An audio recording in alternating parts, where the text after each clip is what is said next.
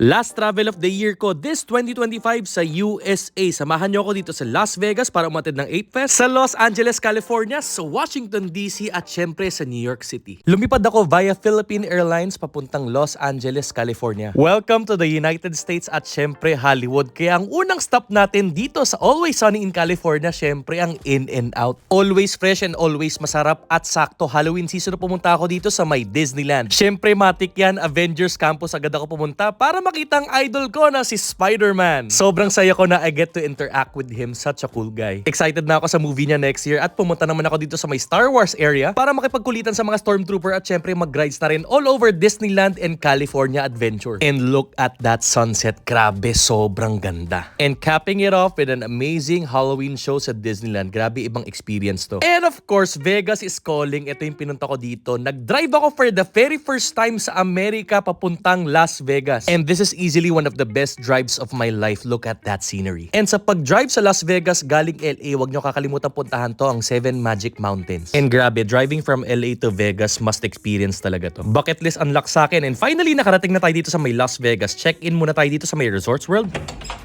Room tour. Okay, first check out the restroom. Shower. Let's go. Here's the beds. 2 queen size beds. And then here's the view. That view. Man. This is Las Vegas. Welcome to Las Vegas. And woo! Called it a night. And kinabukasan sa umaga, tingnan mo yung view ko. Napakaganda. Nandito na ako sa Las Vegas. And first stop, ayan o. Sinundo ako ng long time friend ko na si Ice para igala dito sa Las Vegas. And matik na yan, syempre ang first stop natin dito sa famous Las Vegas sign. Naramdaman ko na talaga na nasa Vegas ako at syempre dito sa may Caesars Palace, makikita mong famous Hell's Kitchen by Gordon Ramsay. Napapanood ko lang to dati sa mga vlog and finally nandito na ako. Ito yung appetizers, yung lobster, scallop which is 10 out of 10 at ito yung famous beef Wellington. Na natry ko yung beef Wellington sa Pilipinas tsaka sa Macau na ang layo, grabe, ito sobrang sarap nito, 10 out of 10. Nakita mo naman sa mukha ko and don't get me started with this dessert na napakasarap, everything sa 10 out of 10. Then ito talaga ang pinunta ko dito, ang main event, ang A-Fest 2025 dito sa may Area 15. Started last year, ginagawa ko na talagang tradition na pumunta every year kung saan man ang A-Fest. Bago mag-start ang mismong event, nag-pregame kami dito sa may taas ng Torre. Tingnan mo kung gaano kami kataas. Nanginginig pa ako dyan, hindi lang halata. Tapos papasok na kami sa main hall ng A-Fest 2025. Tapos tingnan mo ako, excited na ako. Kasama natin dito ang mga Bored Ape Yacht Club members from all around the world at hype na ako guys. Entrance pa lang yan ang Bored Ape Yacht Club guys. Kung hindi mo alam, yan yung mga monkey JPEGs, mga NFTs na nag-trending ng 2021 na maraming celebrities ang kasama. Na of course, isa siyang exclusive club sa mundo ng crypto na kung meron ka, member ka. At ito na.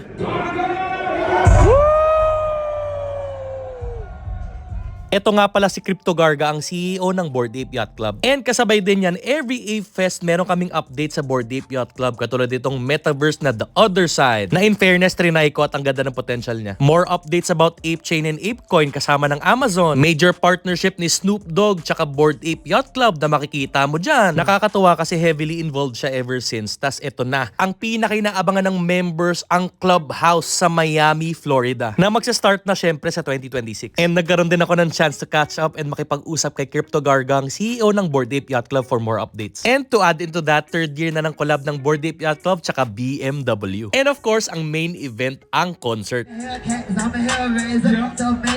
Featuring Kodak Black at iba pang rappers na sikat dito sa Amerika. Na hanggang madaling araw talaga naging wild yung party namin dito. With unlimited food and booze na free for all members. At hindi lang dyan natatapos itong ComplexCon 2025 kung saan major partner ang club at ito VIP kami. Sikat na sikat tong event na to for its hip-hop culture. And ang biggest booth dito of course is ang Bored Ape Yacht Club na booth na may paggacha pa sila. And nanalo pa nga ako ng limited edition na hoodie. After nag-ikot na rin ako sa convention area. Nag-food trip sa napakasarap na Bored and Hungry at kumuha ng limited edition Pokemon necklace sa King Ice. Nakakatawa kasi na-witness ko ang laki ng hip-hop scene sa Amerika. At syempre dahil nasa Las Vegas tayo, tatalpak din tayo dito sa Ape Fest Las Vegas Poker Tournament. Dito yan sa may Venetian at talagang game face on ako dito. Talagang nakipag-compete ako dito pero unfortunately, natalo tayo. Solid pa rin ang experience syempre at in-enjoy ko dito yung view ng The Sphere with this amazing delicious margarita. Next is time na para maglakad sa Las Vegas trip. Suot ko pa yung limited edition hoodie ko dito starting dito sa Las Vegas side. Then sa Mandalay Bay, papunta dito sa may Great Pyramid ng Luxor. Then kung saan sikat si Manny Pacquiao ang MGM Grand. Papuntang New York, New York. Grabe, napakalaki nito with this amazing roller coaster ride. Then dumating din kami dito sa famous Bellagio with this Bellagio fountain. Grabe, parang Okada. Sa tapat lang makikita mo dito yung Paris, Las Vegas with their famous Eiffel Tower replica. Then finally, nakabalik din ako dito sa may Hell's Kitchen sa gabi dito sa may Caesars Palace. Tas nagutom at nag-stop over dito sa In-N-Out Vegas. Hanggang sa nakabalik na rin kami dito sa may Venetian, then sa Palazzo at syempre dito sa famous Wynn. Then sa last night namin dito sa Vegas, pumunta kami dito sa famous Tiger Mansion kung saan tumira ang famous boxer na si Mike Tyson. Syempre kasama namin ang Bored Ape Yacht Club family. I'm sure yung ilan sa inyo familiar dito dahil sa Hangover movie at literal nagkaroon siya ng tigers dito. Epic party dito, may music, may booze and more. That sums up my Vegas trip and time to leave Vegas in style with this Bored Ape Beamer Club jacket kasama nitong BMW X5 na drive ko. Na nag-tour na kami all over Hollywood, nag-celebrate ng Halloween for the first time sa Amerika dito sa may Buena Park, nag-trick or treat pa kami. At isang chilling and epic experience dito sa may Not Scary Farm. Grabe, literal scary. Marami pang ginawa sa California like nag-tour dito sa Beverly Hills at Rodeo Drive. Nagpalipas until sunset dito sa napakagandang Santa Monica Pier, sumakay pa sa roller coaster.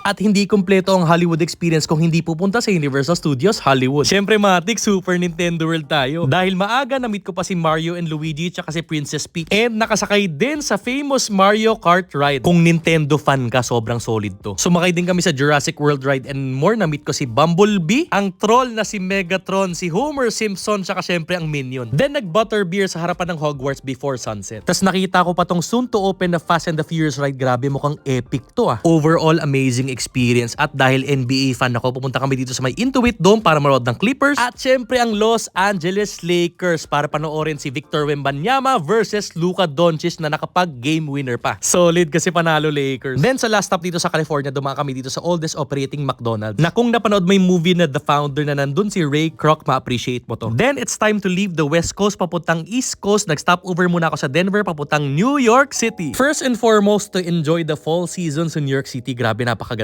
Then, the tour continues. Sumakay kami ng Amtrak papuntang Washington, D.C. Kung saan nag-day trip lang kami, sumakay ng big bus para mapadali yung tour at syempre hindi natin palalagpasin ang first stop natin dito sa may White House. Dito nag-o-office si Donald Trump at grabe ang liit pala na sa personal at Donald Trump, ipap mo na yung crypto! Dahil government shutdown na nandito ako, nakapasok pa ako dito sa opisina. At ito naman yung itsura ng likod ng White House. Pagkatapos, nagmuni-muni at naglakad ako dito sa may Washington Monument na sa kabilang side makikita mo dito yung reflecting pool papunta sa Lincoln Monument doon sa taas. Grabe, dati nakikita ko lang to sa mga libro, ngayon nasa harapan ko na. Grabe, hindi ko ma-explain kung bakit pero goosebumps ako nung nandito ako. Then after bumalik kami New York, kasama ko kapatid ko dito sa may Times Square, nanood kami ng Broadway, itong N. Juliet. Grabe, ang galing nila dito. Tapos nag-ikot-ikot na rin sa New York dito sa may Roosevelt Island tram papuntang Roosevelt Island. Umumpo, tumambay, nagkape with this amazing view of Manhattan. Nag-New York Ferry, tingnan mo yung view ng Empire State, dumaan sa ilalim ng Brooklyn Bridge. Nag-Staten Island Ferry from downtown para makita ang Statue of Liberty. Dumaan sa famous Dumbo, syempre maglakad sa Brooklyn Bridge. Then the next day, dumaan kami dito sa may Oculus para makita ang World Trade Center, the tallest building in New York. Tapos naglakad sa Highline papuntang The Vessel, makikita mo na rin dito yung Christmas fields dito sa may Hudson Yards at kumuha din ako ng sarili kong Ray-Ban Meta Wayfarer Gen 2 glasses. Tapos ito, tinesting ko yung camera sa may Fifth Ave, ayos ba? Then chinek na rin namin tong Summit 1 Vanderbilt. Ito yung pinakasikat na rooftop deck ngayon sa New York City, kung saan may magandang view ng Empire State Building na amazing sa daytime and nighttime. Nakita mo naman dyan at syempre fanboying ako, nanood ako ng Last Pina si John Cena sa Madison Square Garden. Hindi rin mawawala sa New York trip ang food trip sa mga favorite food spots ko sa New York City. Nagagawan ko ng separate vlog soon, abangan nyo. Sa trip din na to, dumaan ako ng Azuki office para itry ang kanilang TCG na bagong labas lang. Ni-reward ang sarili ko with the latest iPhone, bumili ng Pokemon cards, at nag-Christmas shopping for myself and my loved ones. And overall, in-enjoy ang New York City. And reflecting on my trip, nakakatawa kasi dahil sa crypto, nakakapag-travel ako like sa Las Vegas, sa Los Angeles, California, sa White House sa Washington DC, sa New York City, and all around the world. And happy holidays, everyone!